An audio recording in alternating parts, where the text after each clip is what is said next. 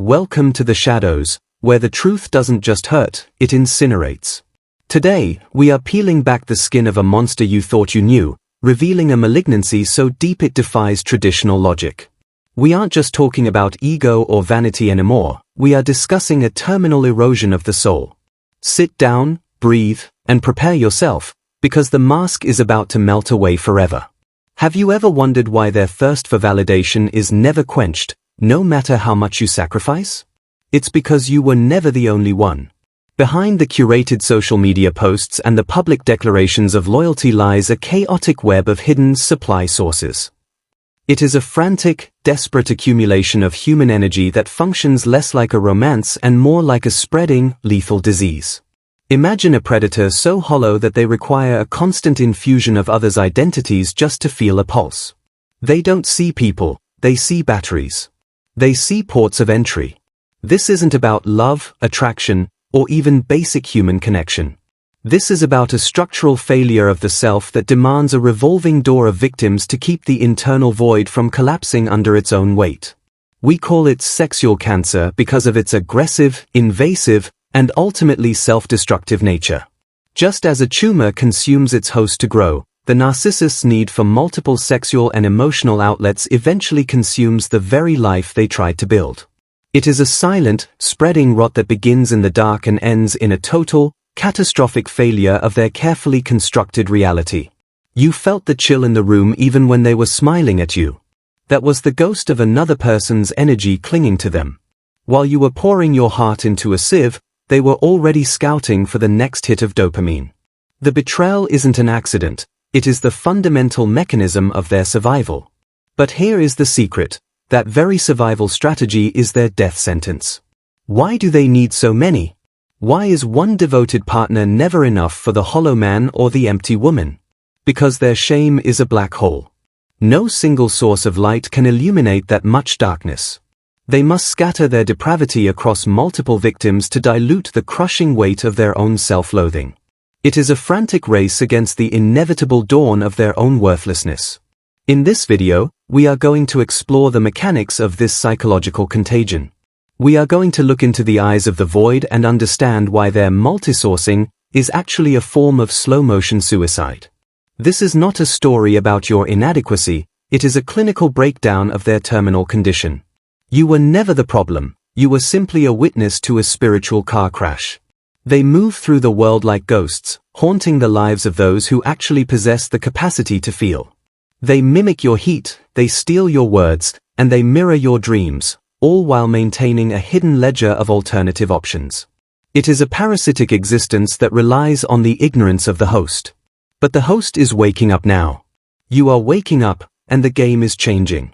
Think of the energy it takes to maintain 3, 4, or 5 different versions of oneself.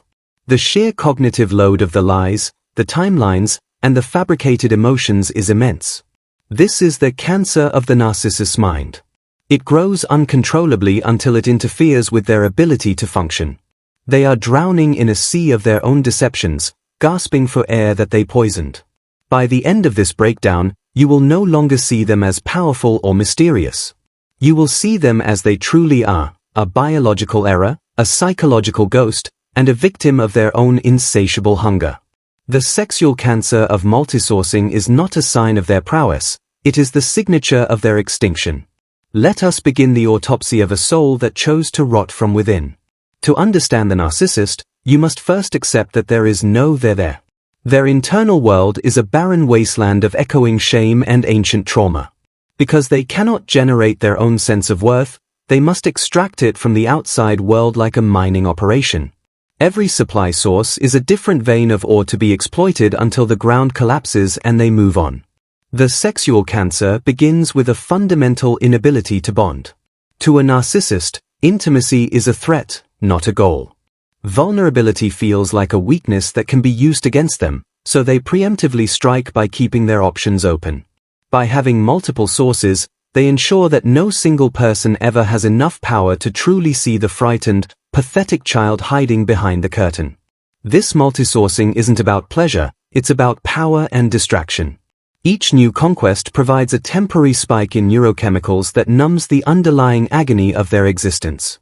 It's a drug addiction where the drug is human attention and sexual validation. Like any addict, they require higher doses and more frequent hits just to stay level, leading to increasingly risky behavior. Notice how they categorize their victims. There is the primary supply, the stable, empathetic rock who provides the appearance of a normal life.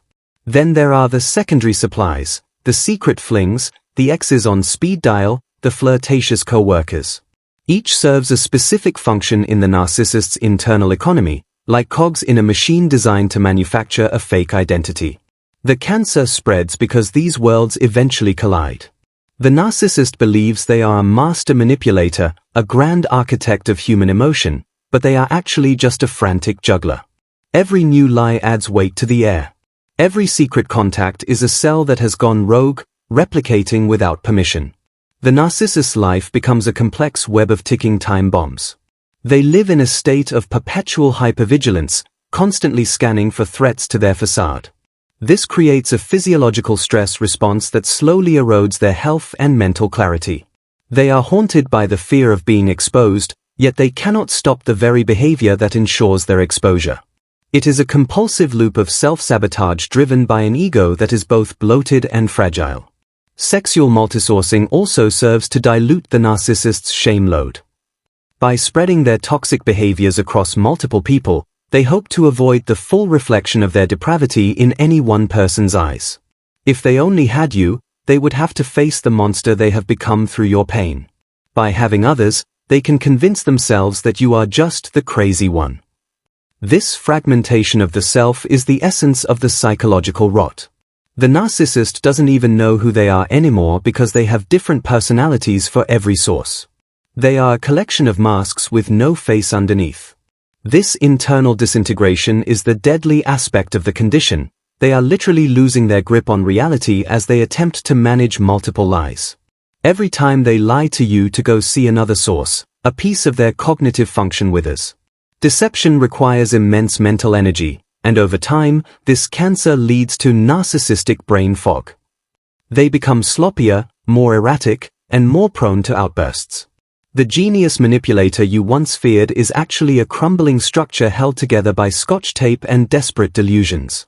They are a walking contradiction, a predator who is also a parasite. They need you to survive, yet they despise you for that very need. By seeking multiple sources, they try to prove they are independent, but all they do is prove how truly pathetic their dependency is. The sexual cancer is the outward manifestation of an internal death that happened a long, long time ago. Eventually, the inevitable happens. The supply starts to push back. The primary begins to ask questions that can't be answered. The secondary starts to demand more than the narcissist is willing to give. The walls of the labyrinth begin to close in. This is the dramatic turning point where the narcissist realizes they are no longer the hunter, but the one being hunted by their own history. Watch the shift in their eyes when the gaslighting stops working. When you present them with proof, they don't feel guilt, they feel narcissistic injury. The sexual cancer has reached a stage where it can no longer be hidden by makeup or clever words. Their first instinct is to double down on the cruelty, to lash out like a wounded animal trapped in a corner of its own making. They will try to triangulate you one last time, using their other supplies as weapons to make you feel small.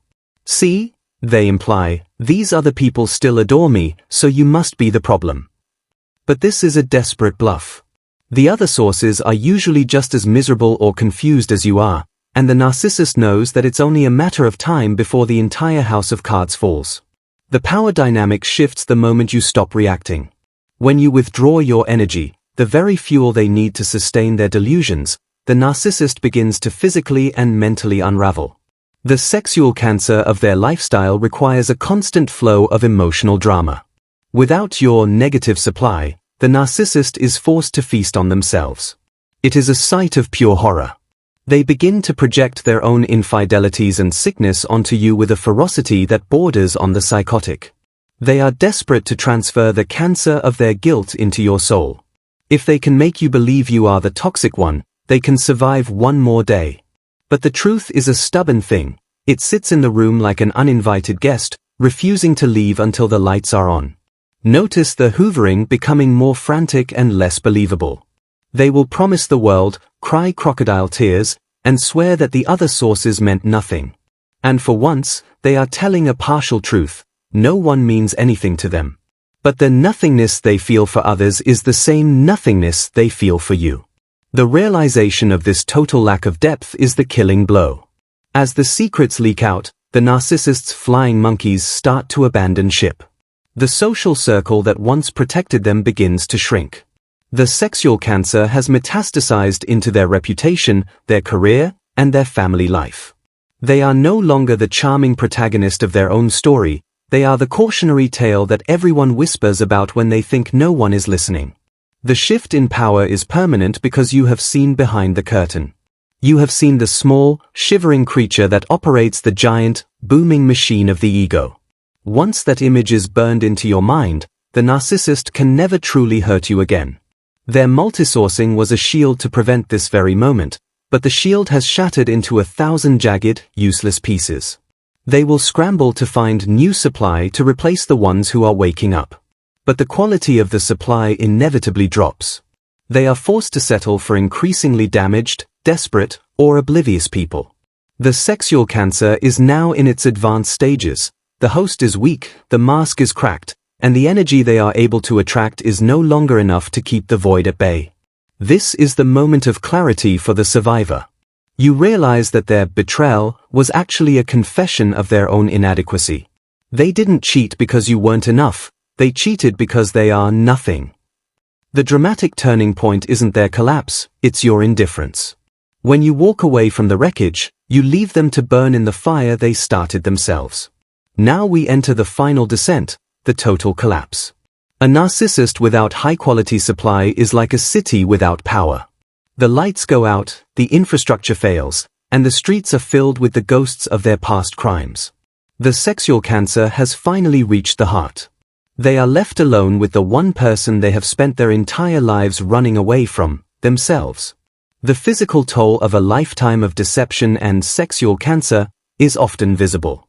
Their face hardens, their eyes go dead, and a sense of permanent agitation settles over them. They are haunted by the supply they discarded, paranoid that every new person they meet is a potential whistleblower. Their world has become a prison where the walls are made of their own unacknowledged shame. Socially, the consequences are brutal. The trail of broken hearts and ruined lives they left behind eventually forms a circle. People talk. Information is shared. The narcissist finds themselves increasingly isolated, forced to move to new towns or new circles to find fresh victims. But the cancer travels with them. You cannot run away from a soul that has already begun to putrefy. The internal panic is a constant, high-pitched scream. They have no internal resources to deal with loneliness or failure. Without a mirror to tell them they are special, they cease to exist in their own minds.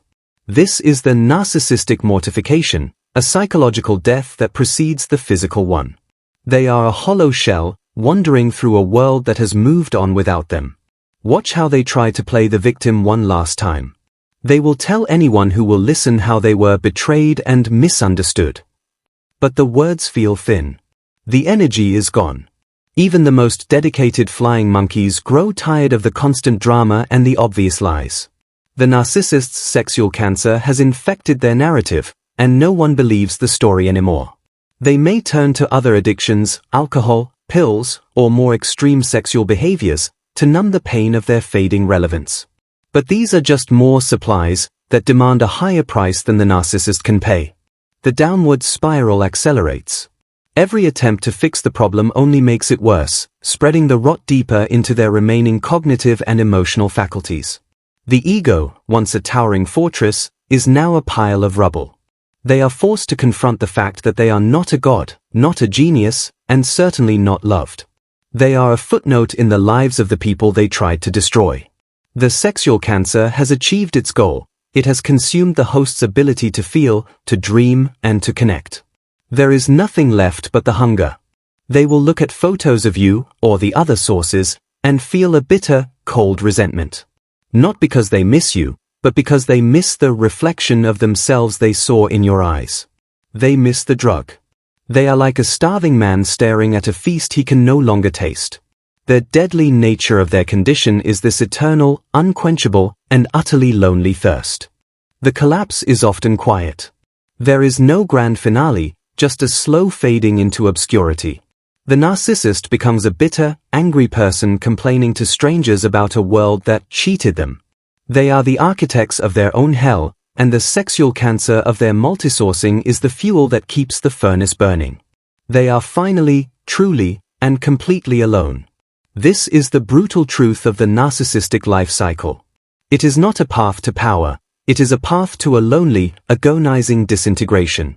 Their supplies were never a sign of their strength, they were the bandages on a wound that refused to heal. Now, the bandages are gone, the wound is infected, and the end is near. The sexual cancer has won. The monster has been devoured by its own ego. We come now to the final truth, the one that will set you free. The sexual cancer was never your burden to carry. Their infidelity, their lies, and their desperate need for multiple sources were symptoms of a terminal pathology that existed long before you arrived. You were a lighthouse trying to save a ship that was already intent on sinking. It is time to let the ocean have them. Empower yourself with the knowledge that you have something they can never possess, the capacity for genuine, singular love. Your ability to bond with one person, to be loyal, and to be honest is a superpower in a world of narcissistic ghosts. The very thing they mocked you for, your weakness of empathy, is the very thing that makes you immune to the rot that killed them. They are not winning. They never were. Even when they were with someone else, they were miserable. Even when they were laughing at you, they were terrified. The sexual cancer ensured that they could never experience a single moment of true peace or satisfaction. Their entire existence is a frantic, failed attempt to escape a shadow that is attached to their own heels. Healing begins when you stop looking for their why and start looking at your now. You survived a psychological biological weapon. You walked through the fire of their multisourced betrayal and came out with your soul intact. That makes you an elite survivor. You have been tempered by the darkness, and now you are ready to walk back into the light, stronger and wiser than before. Do not pity the supply that replaced you. They have not won a prize, they have inherited a disease. They are currently in the love-bombing phase of their own sexual cancer infection. Eventually, the same rot will manifest in their relationship, and the cycle will repeat until there is nothing left.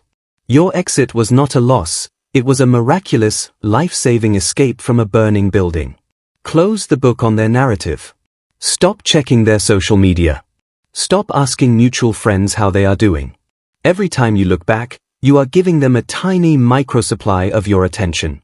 Starve the cancer. Let the silence be your final word. Your indifference is the only language a narcissist truly understands, because it confirms their greatest fear, that they don't matter. Look in the mirror and see the person who stayed. See the person who fought for love, even when it was being used as a weapon against them.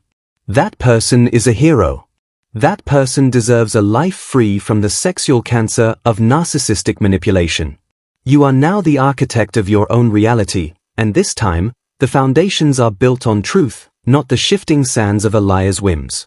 The cinematic ending to this story isn't the narcissist's death, it's your rebirth. It's the moment you realize that the air tastes sweeter without their poison in it. It's the day you wake up and they aren't the first thing on your mind. You have been purged of the infection. You are clean. You are whole. You are finally, after all the chaos and the pain, truly and beautifully free. Let the narcissist drift into the fog of their own making. Let them juggle their supplies until their hands grow tired and their heart stops beating. Their story is a tragedy of their own design, a dark documentary of a life wasted on the pursuit of nothing. Your story is a triumph of the human spirit over the void. Carry that fire with you, and never let a ghost dim your light again. Remember this final truth, and let it echo in the chambers of your heart whenever you feel the pull of the past. A narcissist doesn't have a life, they have a supply chain. And when the chain breaks, the only thing left is the weight of the links. You are no longer a link in that chain. You are the one who broke it. Now, go live the life they were too broken to ever understand.